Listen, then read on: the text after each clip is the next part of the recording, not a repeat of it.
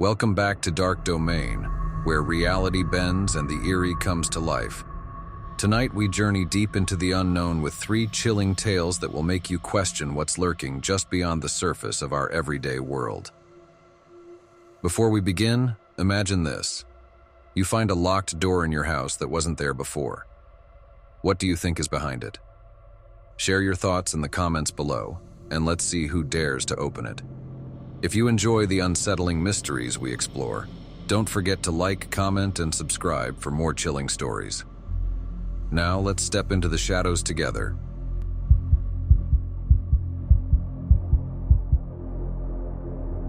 The Roaches of Reno. My name's Jake Porter. If you've ever been to Reno, you've probably passed by my shop. It's nothing fancy, just a local pest control business I inherited from my dad.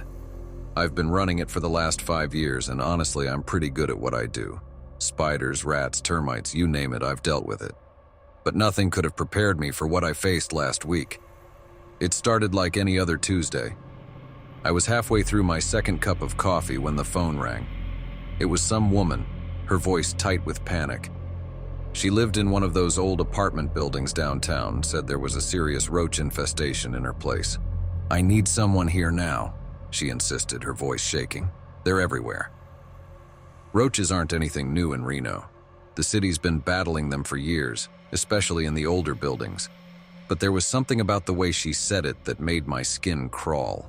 Still, it's what I do, so I grabbed my gear and headed out. When I pulled up to the building, I could see it had seen better days.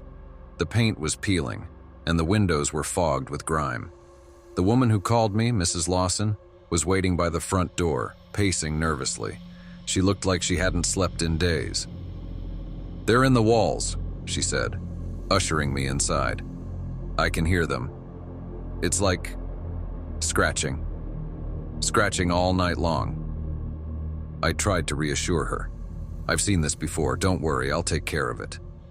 I'd dealt with roach infestations hundreds of times, but as soon as I stepped inside her apartment, I knew this wasn't going to be a regular job.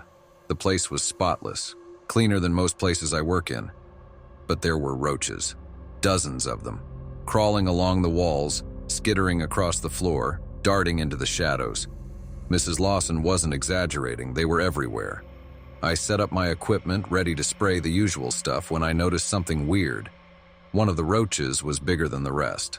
Not by much, but enough to make me take a second look. It didn't move like the others either. It was slower, almost deliberate, like it was watching me. I shook it off and got to work. By the time I was done, I had sprayed every corner of the apartment, laid down traps, and checked for entry points. The job was clean, and I told Mrs. Lawson the usual spiel. Give it a day or two and the traps would take care of the rest. I thought that was it. That night I was back home, settling in for a quiet evening. The shop had been slow for the past couple of weeks, and I was hoping things would pick up soon. I was just about to crack open a beer when my phone rang. It was Mrs. Lawson again. "They're back," she said, her voice frantic. "You need to come back. Now." I tried to calm her down, told her it would take time, that the traps needed at least a day or two to work. But she wouldn't listen. "They're not like before," she said, almost whispering. "They're bigger, and they're watching me." The hairs on the back of my neck stood up. I'd heard a lot of strange things in my line of work, but this was a new one. Against my better judgment, I grabbed my gear and drove back to her place. When I arrived, Mrs. Lawson was waiting for me outside, wringing her hands nervously. Her apartment was a mess now, like she had torn the place apart trying to get rid of the roaches herself. I stepped inside, and that's when I saw it. There were roaches, big ones, like the one I'd seen earlier. Only now, there were more of them. Dozens of them. But what really freaked me out was how they moved. They weren't scurrying away like normal roaches do when you walk into a room. They were just sitting there, watching. "I told you," Mrs. Lawson whispered. "They're getting bigger." I stared at them, my skin crawling. They seemed almost organized, like they were planning something. I stepped closer to the nearest one and it didn't flinch. It just stayed there, its antennae twitching slowly, as if it was observing me. I grabbed a can of spray from my belt and doused the roach, expecting it to skitter away or die. But it didn't. It just stood there, soaking in the poison like it didn't even feel it. Then, slowly, it turned and crawled up the wall, disappearing into a crack in the plaster. I turned to Mrs. Lawson. "Did you see that?" She nodded, her eyes wide with fear. "They're not normal, are they?" "No," I muttered. "They're not." The next day, I tried to figure out what was going on. I called the city's pest control division, asked if they'd had any similar complaints. The guy on the other end of the line just laughed and told me people exaggerate all the time. They say roaches get bigger every year, but they're just the same old pests. But this was different. I knew it. Those roaches weren't acting like normal pests. I decided to do some research, looking into other cases, seeing if anyone else had encountered anything like this before. That's when I found it. There was an article buried deep in an old newspaper archive from the 1960s. It talked about a roach infestation in Reno. Not just any infestation, though. According to the article, people in one particular neighborhood had reported seeing larger than normal roaches that didn't respond to poison. A few witnesses even claimed that the roaches were intelligent. The article didn't get much traction at the time. Most people dismissed it as hysteria, just some panicked residents exaggerating. But the article ended with a disturbing note. Several residents disappeared under mysterious circumstances, and the investigation was dropped due to lack of evidence. I couldn't believe what I was reading. Could these roaches actually be evolving? Becoming smarter? That night, I went back to Mrs. Lawson's apartment. The place was quiet. Too quiet. I knocked on the door, but there was no answer. I tried calling her, but her phone went straight to voicemail. I had a bad feeling in my gut. I grabbed the spare key she'd given me and let myself in. The apartment was dark, but I could hear something. A faint scratching sound, like the sound of thousands of tiny legs skittering across the floor. I turned on my flashlight, and what I saw nearly made me drop it. The walls were alive. Roaches, hundreds of them, maybe thousands, crawling in perfect patterns, spiraling up the walls, across the ceiling. But they weren't just crawling aimlessly. They were forming shapes, symbols, intricate patterns that no normal insect could create. And in the center of the room, standing perfectly still, was Mrs. Lawson. She was covered in roaches, her eyes wide open, but she wasn't moving. It was like she was in a trance. I took a step forward, my heart pounding, but the roaches moved as one, forming a barrier between me and her. Their antennae twitched in unison, like they were communicating with each other. I turned and ran. I didn't stop until I was back in my van, gasping for breath. I don't know what I saw that night. I don't know what those roaches are or how they're able to do what they do, but I'm done with Reno. I packed up my things, shut down the business, and I'm getting the hell out of this city. If you ever find yourself in an old apartment building in Reno and you start hearing scratching in the walls, don't stick around. Because it's not just roaches, it's something else.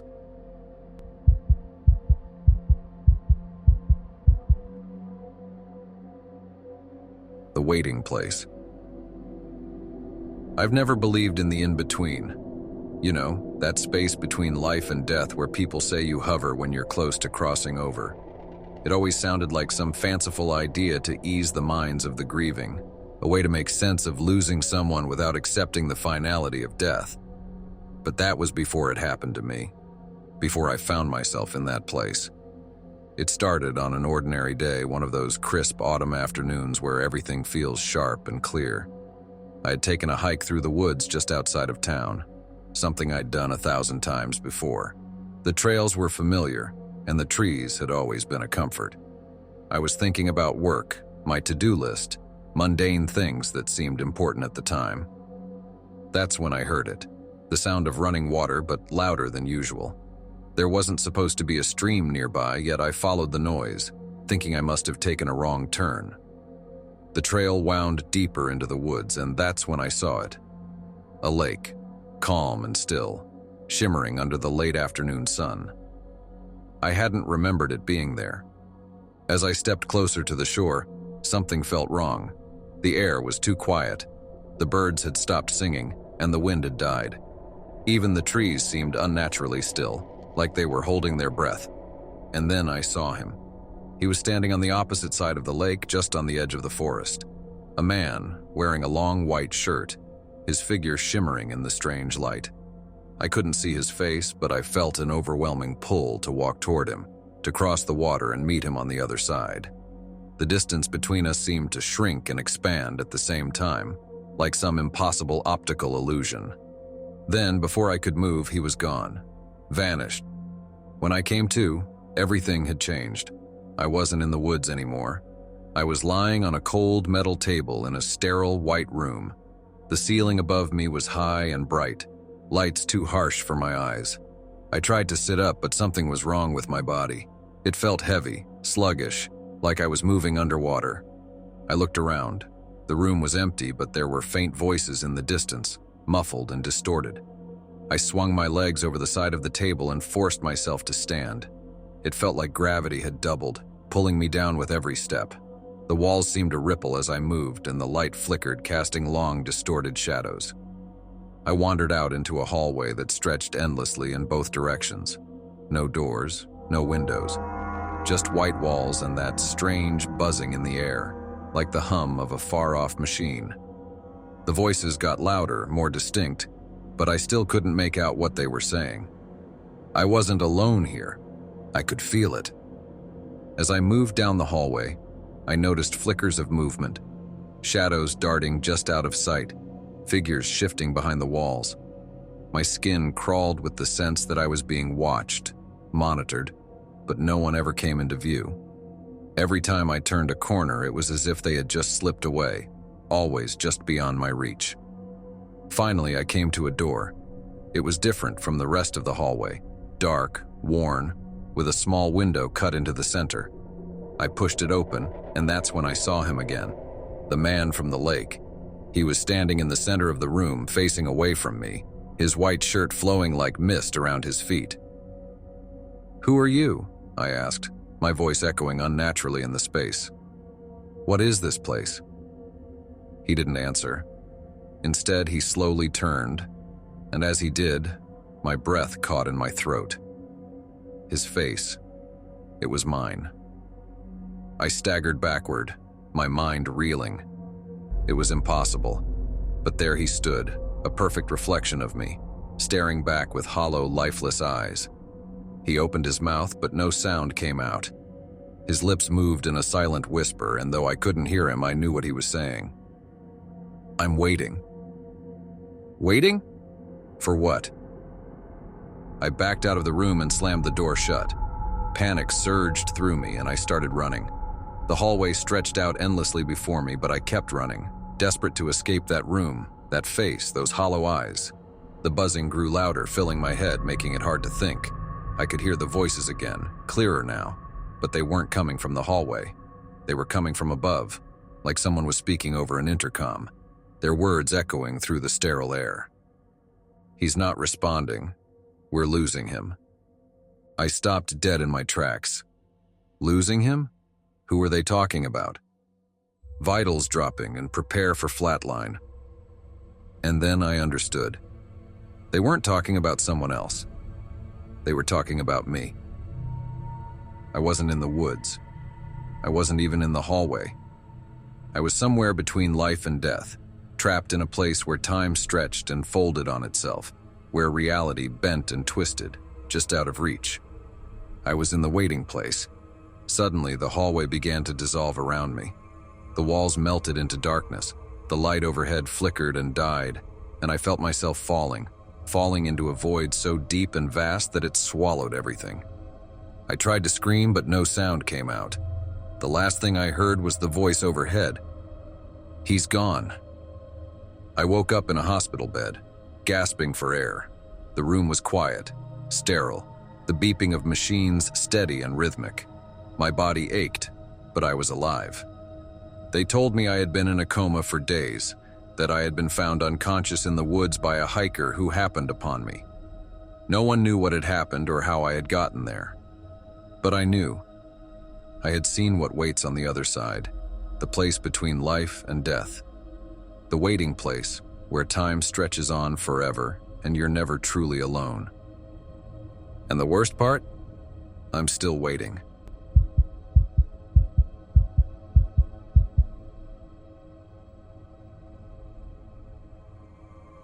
The carnival underneath. I'm not sure where to start. It feels like everything that's happened these past few days couldn't be real, like I've stepped into some strange nightmare that I can't wake up from. But here I am, writing it down because I need to make sense of it all.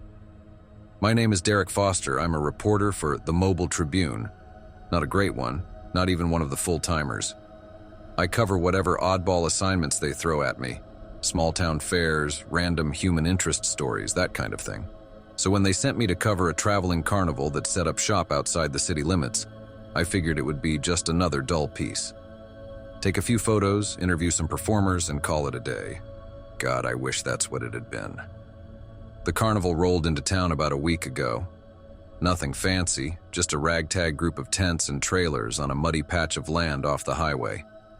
People said it had been coming through Mobile for years, but I couldn't remember ever hearing about it. The place had a name, Carver's Traveling Marvels, the kind of old-fashioned sideshow name that made you think of snake oil salesmen and bearded ladies. There was something off about the whole thing. The posters felt too old, like they hadn't been changed in decades. I met up with the guy running the place, Eddie Carver, a gruff man in his 50s who looked like he'd been working in carnivals his whole life.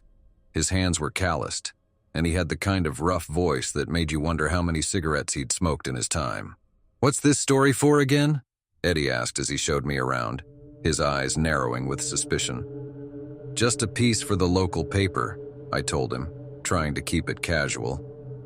"People love to read about these traveling shows." Eddie shrugged. "Fine, just keep out of the trailers. That's our personal space." I nodded, jotting down a few notes as we passed the attractions. Most of them were what you'd expect. Carnival rides, food stands, and some sideshow tents with signs promising the Lizard Man, the Incredible Rubber Woman, and other outdated gimmicks. But then we reached the far end of the grounds where a large, tattered tent stood. The sign outside read, "The Carnival Beneath," in faded red letters. "What's this one about?" I asked, trying to mask my curiosity. Eddie paused, his expression unreadable. "That's the underground show. It's for VIPs only. Special attraction." "Underground show?" He looked at me for a long moment, his eyes dark under the brim of his old hat. "You wouldn't be interested." But he was wrong. I was very interested. I spent the next few hours interviewing performers and taking photos for the article. The usual stuff, nothing that stood out. But I couldn't get that tent out of my head. The Carnival Beneath. What kind of carnival had an underground show? And why wasn't it open to the public? As the sun set and the lights of the carnival flickered on, I hung around near the tent, waiting for Eddie to leave for the night.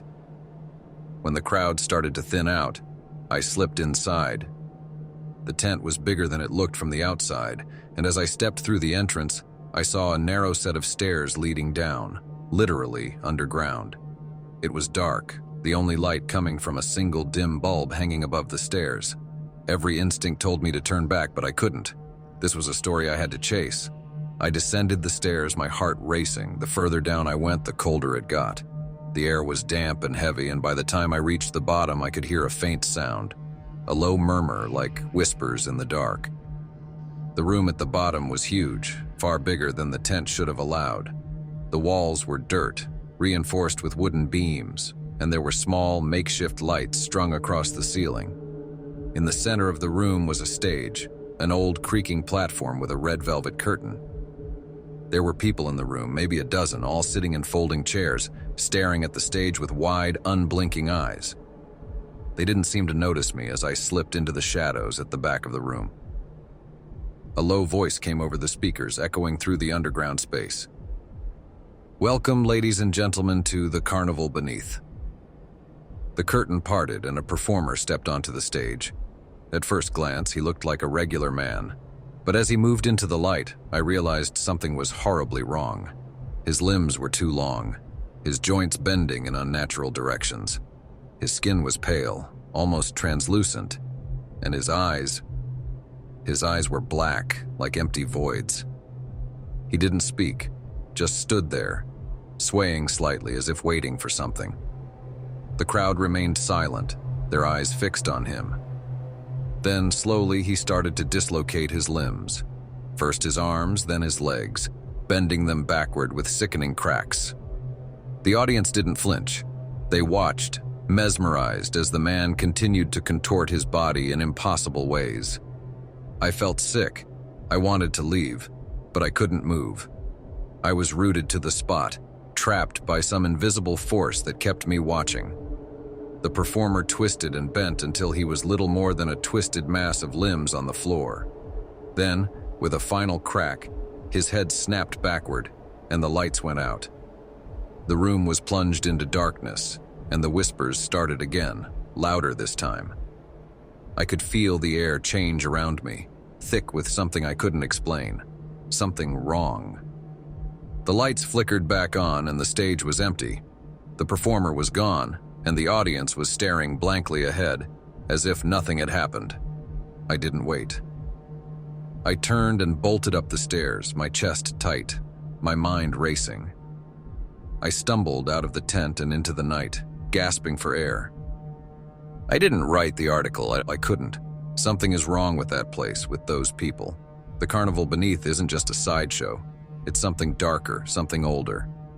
I don't know what they are, those performers, but they aren't human. I haven't gone back to the carnival, but I still hear the whispers sometimes. At night, when I close my eyes, I can feel them, like they're just beneath the surface, waiting. If you ever see Carver's Traveling Marvels come to your town, do yourself a favor. Stay away from the carnival beneath.